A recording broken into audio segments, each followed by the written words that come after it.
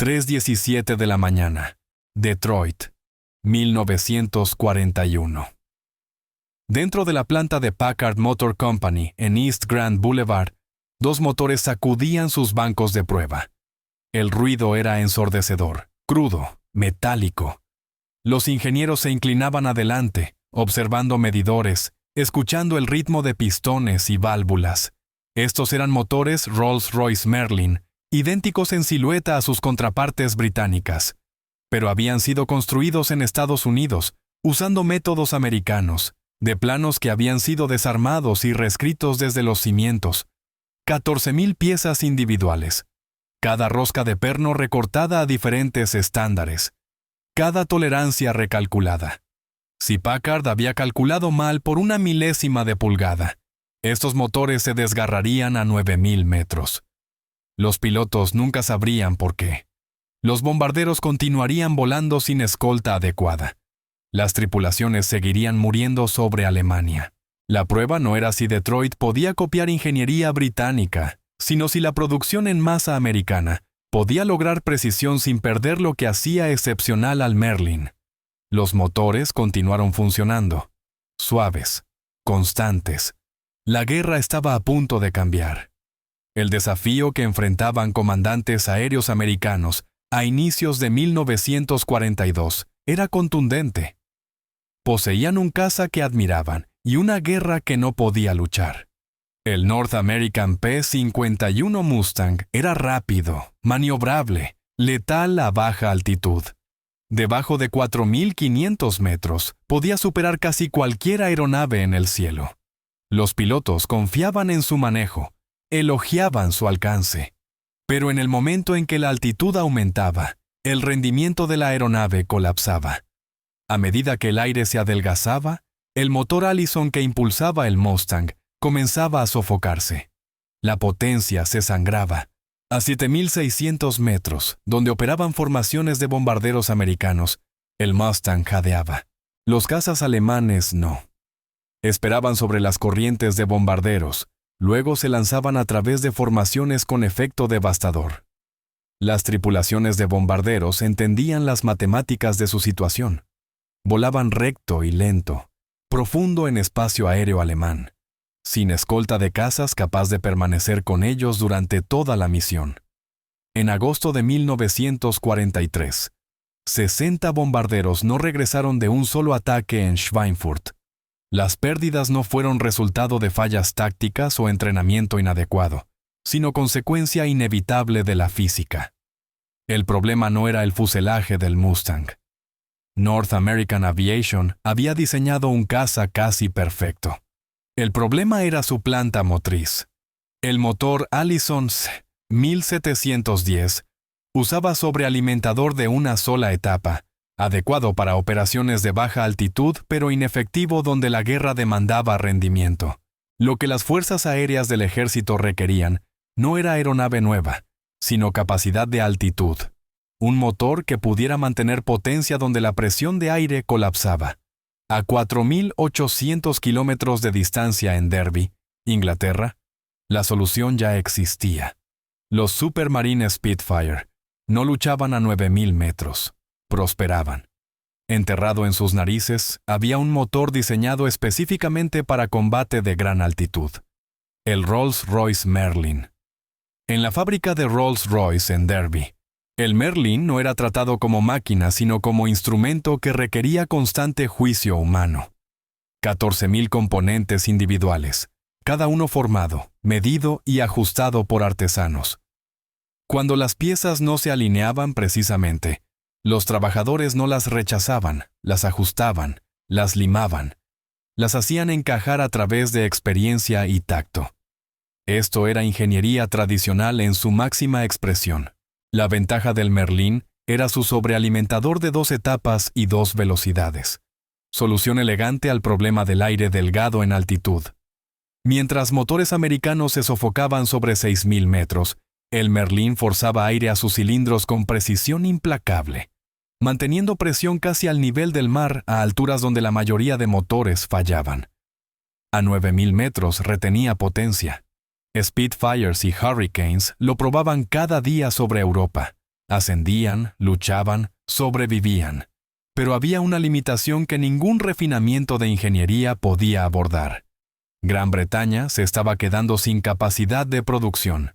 Incluso con fábricas operando continuamente bajo condiciones de apagón, Rolls-Royce podía fabricar aproximadamente 200 Merlin por semana. Necesitaban 10 veces ese número. Los bombarderos estaban siendo destruidos más rápido de lo que los motores podían construirse. Pilotos morían mientras los programas de producción luchaban por mantener el ritmo. Gran Bretaña tomó una decisión sin precedentes. Entregarían su motor más valioso, resultado de décadas de refinamiento, a Estados Unidos. Planos completos, motores terminados para estudio, secretos comerciales desarrollados a través de años de experiencia.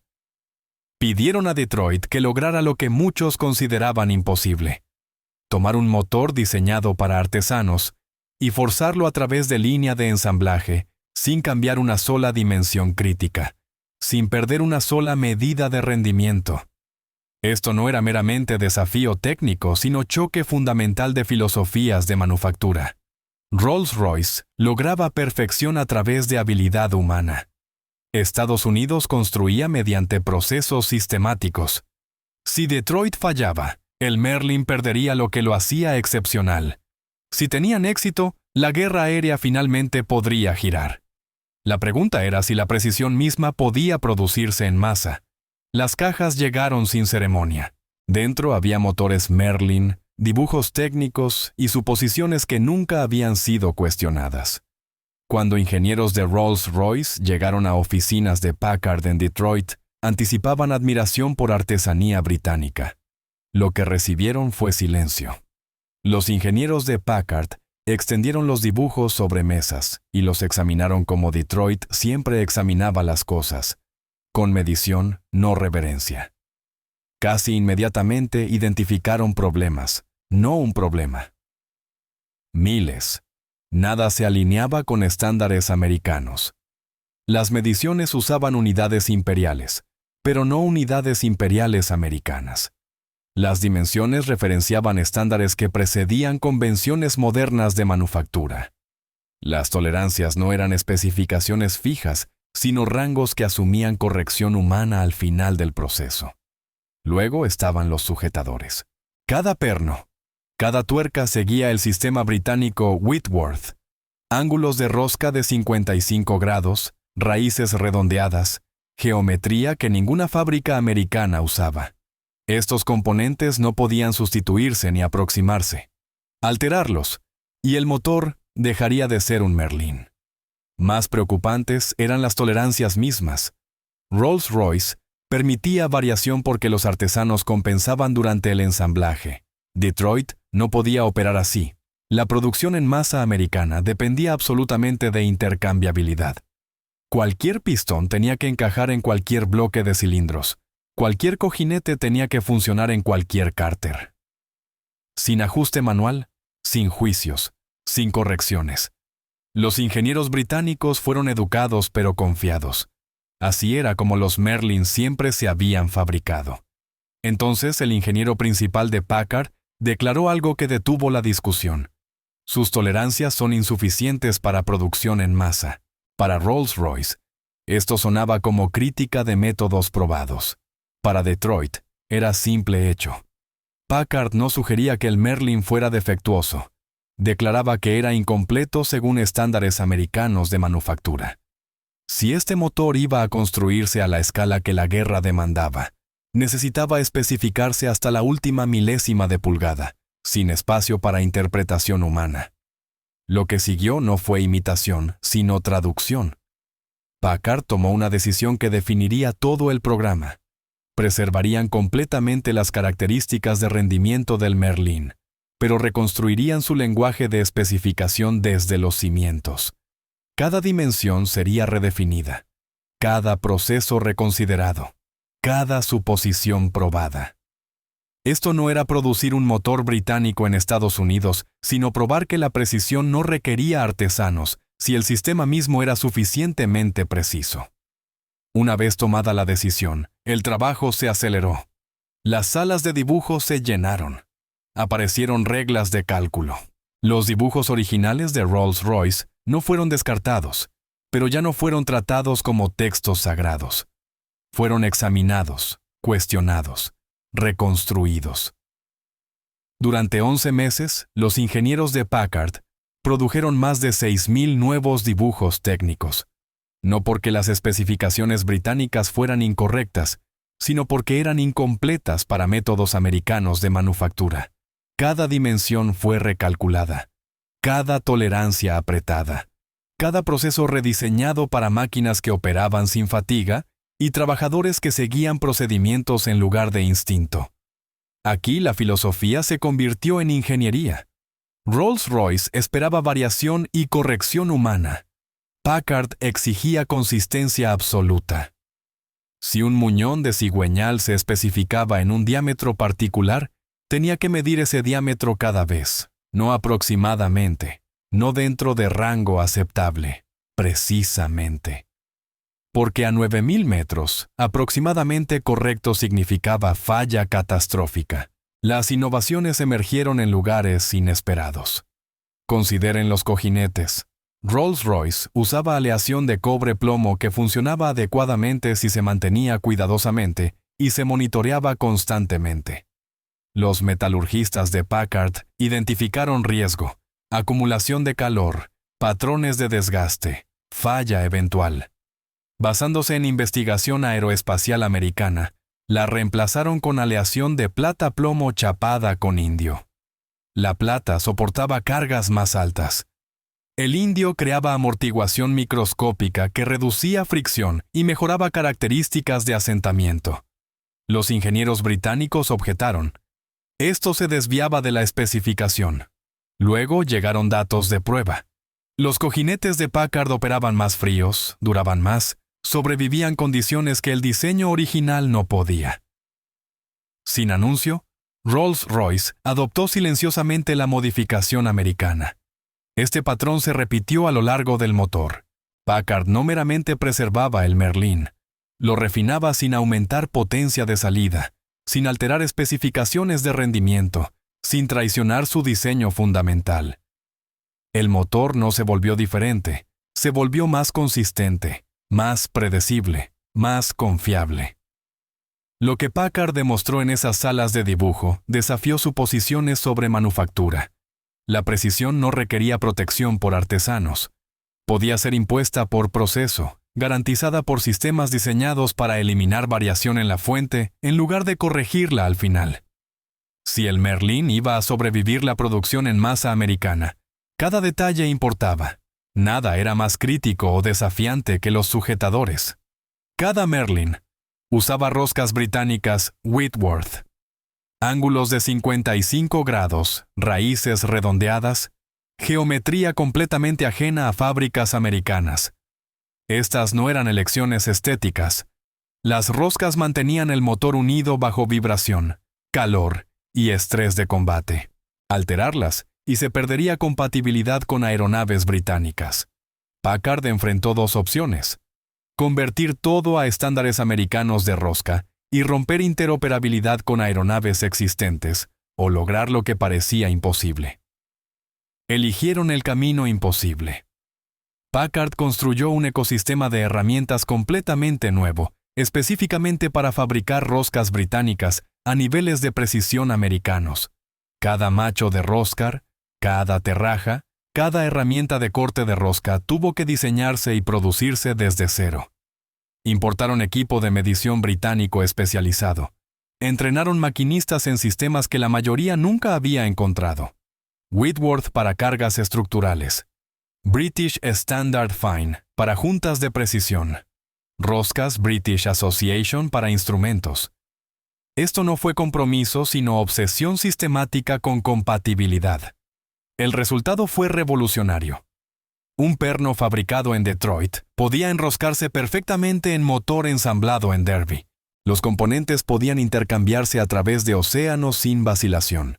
Pero hubo beneficio inesperado. Las roscas de Packard eran más consistentes que las originales.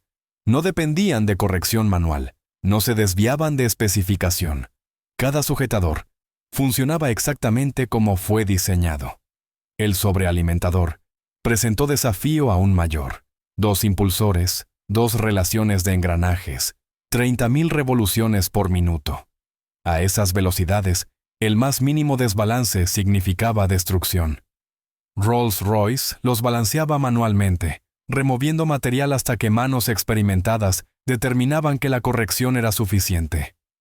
Packard reemplazó experiencia con medición, técnicas de fundición de precisión, operaciones de mecanizado controladas, equipo dedicado de balanceo dinámico que medía vibración mientras componentes giraban a velocidades operacionales, menos correcciones, producción más rápida, resultados idénticos cada vez.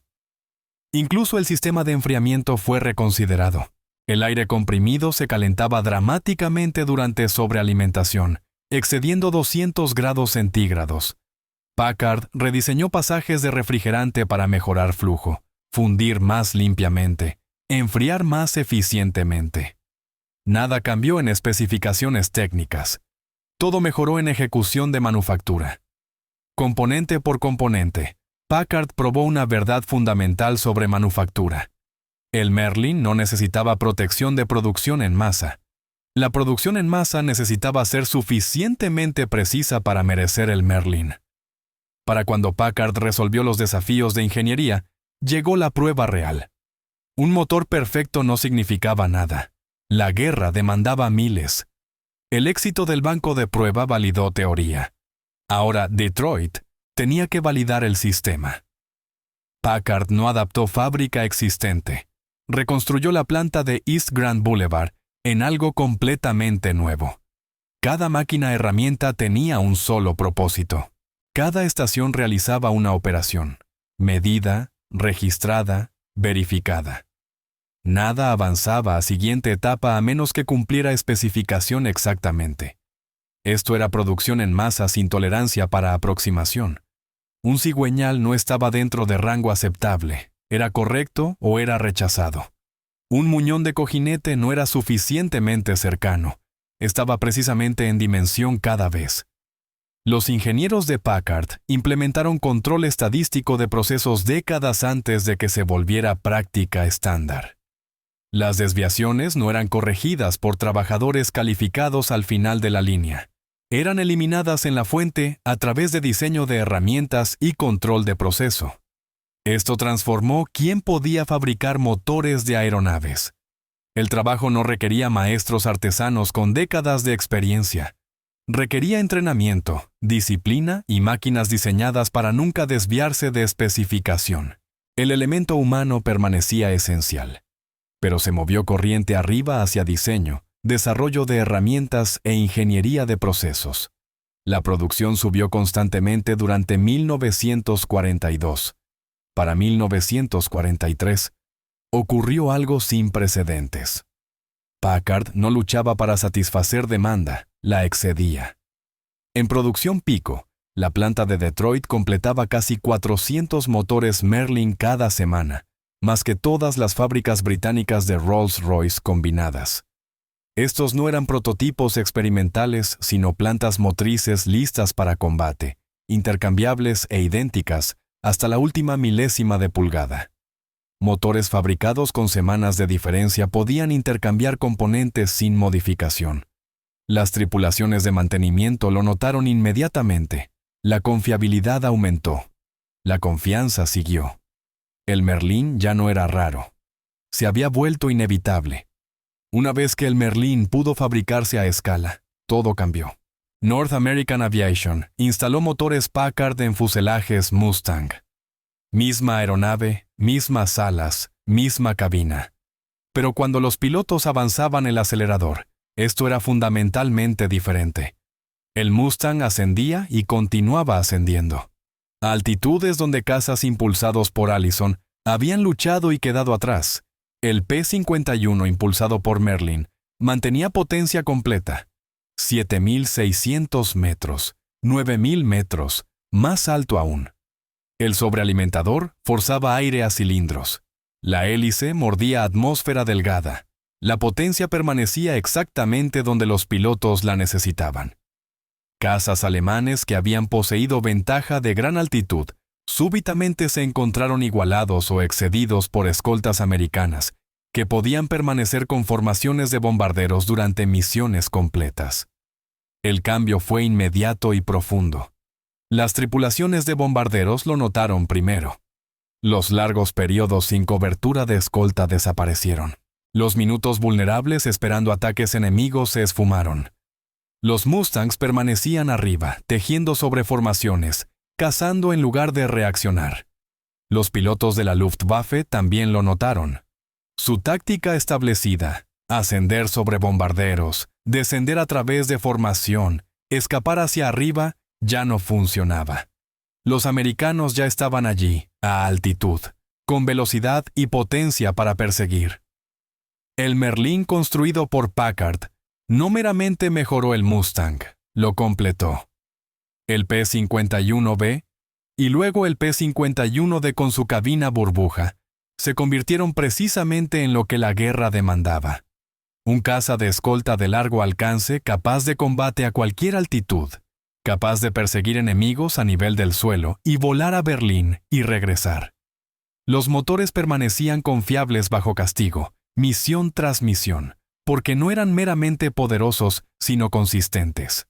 Motores idénticos se comportaban idénticamente. Los pilotos confiaban en ellos. Los mecánicos dependían de ellos. Los comandantes planeaban operaciones alrededor de su confiabilidad. Este fue el punto de inflexión en la guerra aérea sobre Europa. El Mustang no logró dominio a través de combates aéreos individuales o haces legendarios. Ganó porque su motor aparecía cada día exactamente igual, en números que el enemigo no podía igualar. Detroit no había meramente resuelto desafío de manufactura. Habían proporcionado a la guerra una respuesta sistemática. Para 1944, las estadísticas contaban historia que el eje ya no podía ignorar. Packard no simplemente cumplió objetivos de producción, los abrumó. Cajas de motor partían de Detroit en flujo constante, imparable. Cada una idéntica. Cada una lista para combate en el momento de instalarse en fuselaje. En producción pico, Packard construía Merlins más rápido de lo que aeronaves podían completarse para recibirlos. Esto nunca había ocurrido antes en guerra de aviación. La Luftwaffe experimentó las consecuencias en cada enfrentamiento. Cada misión sobre Alemania ahora enfrentaba escoltas. No cobertura parcial, no hasta la frontera, todo el camino al objetivo y de regreso. Mustangs americanos aparecían a altitud, ya posicionados, ya rápidos, ya ascendiendo para interceptar. Detrás de esa capacidad había realidad industrial que las potencias del eje no podían igualar. Para el final de la guerra, Packard había producido más de 55,000 motores Merlin, más que todas las fábricas de Rolls-Royce en Gran Bretaña combinadas.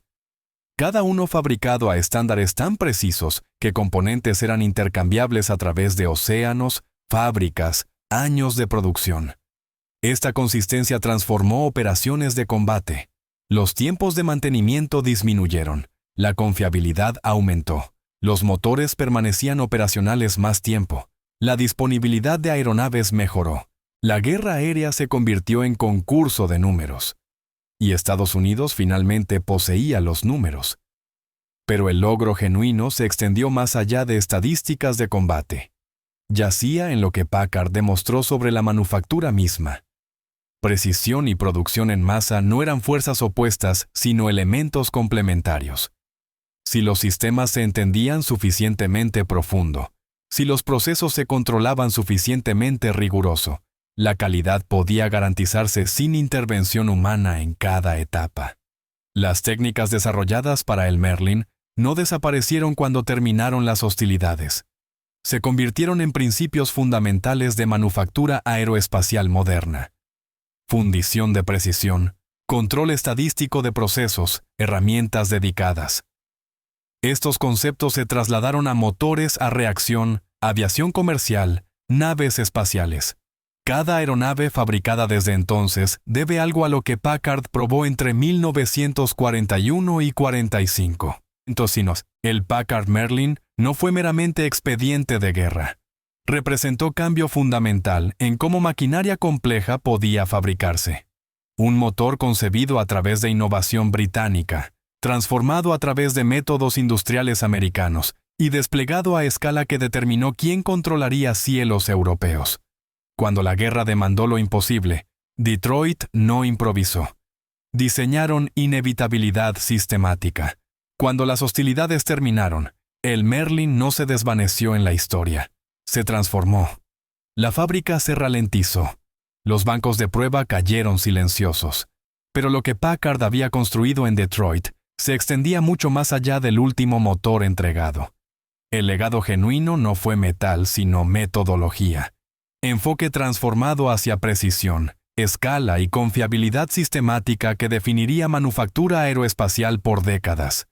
Las técnicas nacidas de necesidad en tiempos de guerra se convirtieron en doctrina en tiempos de paz. Control estadístico de procesos. Fundición de precisión. Componentes intercambiables fabricados tan consistentemente que corrección humana se volvió innecesaria. Estos principios no permanecieron bloqueados en aplicaciones de guerra. Migraron a producción de motores a reacción, aeronaves comerciales, desarrollo de naves espaciales. Cada aeronave moderna lleva ecos de lo que Packard demostró en 1941. La perfección no requiere fabricación artesanal, si el sistema que la fabrica es en sí mismo perfecto. La influencia del Merlin alcanzó incluso más profundo en práctica industrial. La tecnología de cojinetes que Packard fue pionera influyó ingeniería automotriz de posguerra. La obsesión con compatibilidad de roscas anticipó estándares de manufactura global que prevendrían fallas logísticas a través de continentes. Los ingenieros absorbieron lección fundamental de la guerra. Las máquinas no operan en aislamiento, los sistemas sí. Y los sistemas deben comunicarse en lenguajes idénticos. Incluso hoy, el Merlin continúa operando. Motores construidos por Packard impulsan aviones de guerra restaurados en espectáculos aéreos. Su sonido permanece instantáneamente reconocible. En Renault, Merlins modificados producen 3 veces su potencia original, validando la fortaleza de diseño nunca pretendido ser temporal. 80 años después de primera producción, aún funcionan, aún perduran, aún demuestran lo que la precisión sistemática logra. Pero el legado más significativo no es lo que sobrevivió físicamente, sino lo que fue probado conceptualmente. El Packard Merlin nunca fue sobre una nación superando a otra. Fue sobre 2 filosofías de ingeniería, encontrándose bajo presión imposible y eligiendo cooperación sobre competencia. La innovación británica proporcionó al mundo obra maestra de diseño de motor. La manufactura americana proporcionó la escala para desplegarlo decisivamente. Ningún enfoque solo era suficiente. Juntos alteraron la historia. El sonido del Merlin no ha sido olvidado. Incluso hoy, cuando un P-51 Mustang se eleva de pista y ese motor aclara su garganta, los observadores se detienen. Las conversaciones pausan. La atención cambia. Porque ese sonido representa más que caballos de fuerza. Representa memoria. Hace eco de momento cuando falla significaba catástrofe, y éxito significaba supervivencia para miles, que nunca conocerían nombres de ingenieros que lo hicieron posible. El Mustang ganó su reputación en cielo sobre Europa. Los pilotos se celebraron. Las victorias llenaron registros históricos. Pero bajo cada misión, cada escolta a Berlín y regreso, yacía verdad raramente reconocida. El P-51 no dominó por su estética, dominó porque sus motores aparecían cada día sin cambios, predecibles, confiables más allá de toda duda. Esa confiabilidad no fue accidental. Fue diseñada a través de 14.000 componentes, 6.000 especificaciones redibujadas, 11 meses de presión sostenida. Packard probó que artesanía y producción en masa nunca fueron conceptos contradictorios, meramente socios malentendidos. Respetaron innovación británica suficientemente para preservar su esencia. Confiaron en procesos sistemáticos americanos suficientemente para escalarlo. Al hacerlo, crearon algo que ninguna nación podría haber logrado independientemente. Esta no fue historia sobre copiar diseños existentes, sino sobre traducción entre lenguajes de manufactura fundamentalmente diferentes. El Merlin hablaba ingeniería británica fluidamente. Packard le enseñó a hablar el lenguaje de guerra total. Juntos, transformaron precisión en volumen, elegancia en inevitabilidad sistemática. El resultado no fue meramente motor, sino superioridad aérea hecha mecánica y repetible. La historia frecuentemente celebra batallas y comandantes. Esta historia pertenece a individuos que resolvieron problemas metódicamente, ingenieros que se negaron a aceptar que tradición e innovación eran incompatibles, trabajadores que aprendieron nuevos sistemas de roscas porque compatibilidad importaba más que conveniencia, gerentes que entendieron que control de calidad no era inspección al final sino eliminación de variación en la fuente. Estos fueron los individuos que determinaron que la guerra aérea giraría no solo a través de heroísmo, sino a través de superioridad sistemática. Cuando escuchas un motor Merlin hoy, escuchas más que logro mecánico. Escuchas el momento en que dos filosofías distintas se encontraron bajo presión existencial y se negaron a comprometer calidad por velocidad.